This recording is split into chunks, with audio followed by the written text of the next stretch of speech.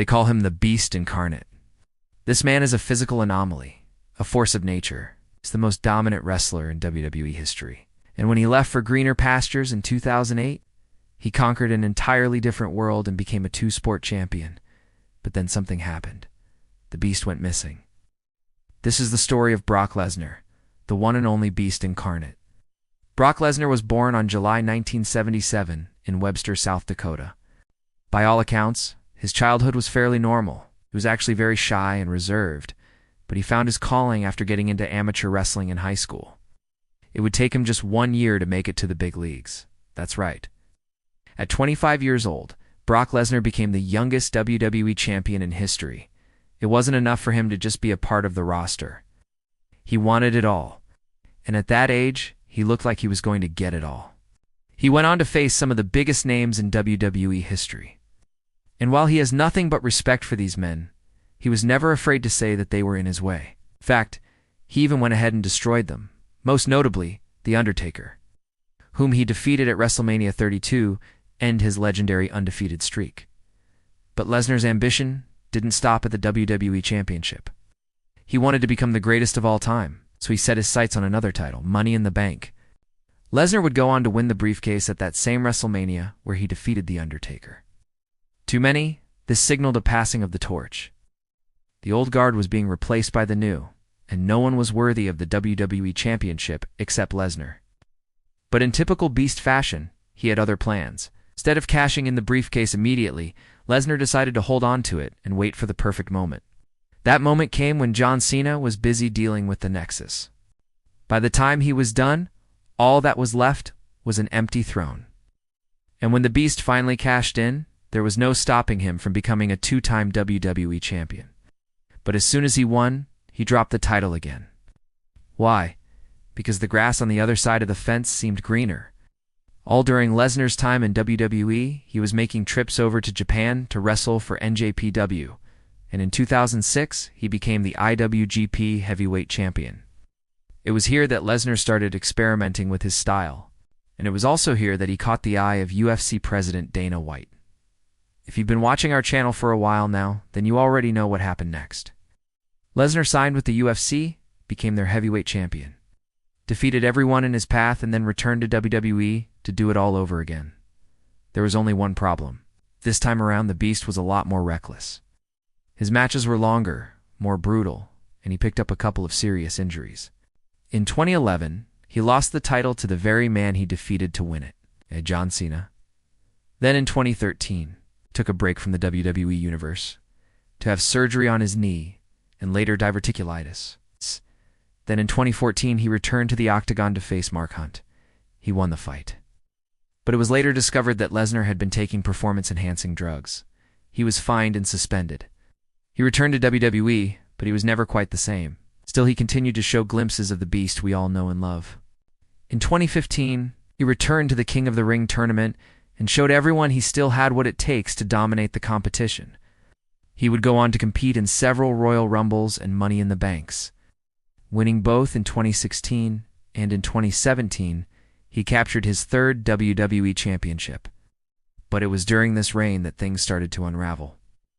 At the hands of Goldberg, Lesnar would drop the Universal Championship less than a year after winning it. And it would be the last time we saw him in the ring for almost 3 full years. What happened? Where did the Beast go? And more importantly, will he ever come back? Well, let's start with what we do know. After losing the Universal Championship, Lesnar disappeared from WWE programming. It was widely assumed he had retired, but it turns out that might not be the case. Lesnar actually filed paperwork to trademark the term Beast at SummerSlam back in 2019. And according to rumors, he could be returning to the ring at SummerSlam 2025. As far as we can tell, Lesnar hasn't wrestled a match since 2019, so if he does return, it'll be interesting to see how his body holds up. Now, we should mention that a lot of these rumors are likely based on speculation alone. After all, someone needs to defend the title against Roman Reigns at some point.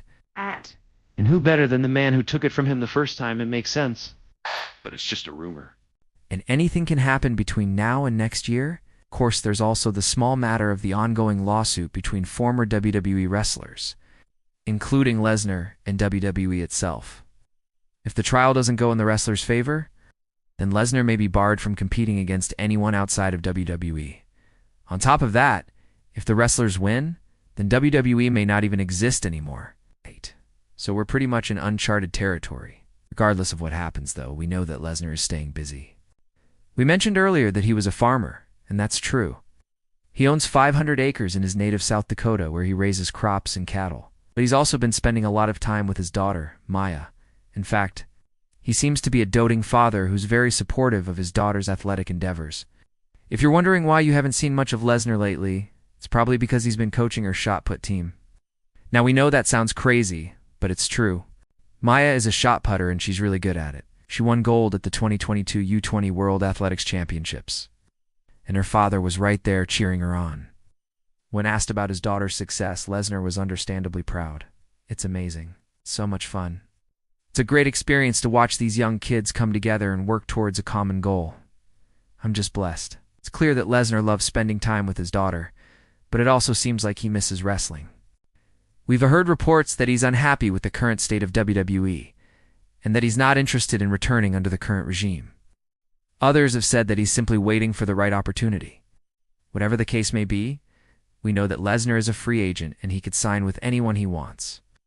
AEW is obviously the most likely candidate, but don't rule out NJPW or even Impact Wrestling, who knows. Maybe the Beast is about to go on another rampage and no one will be safe. But as for which version of Lesnar we'll see if he returns, well, that remains to be seen. Fans remember the classic Beast from earlier in his career, the man who would destroy everything in his path without remorse or hesitation. But Lesnar has changed a lot since then.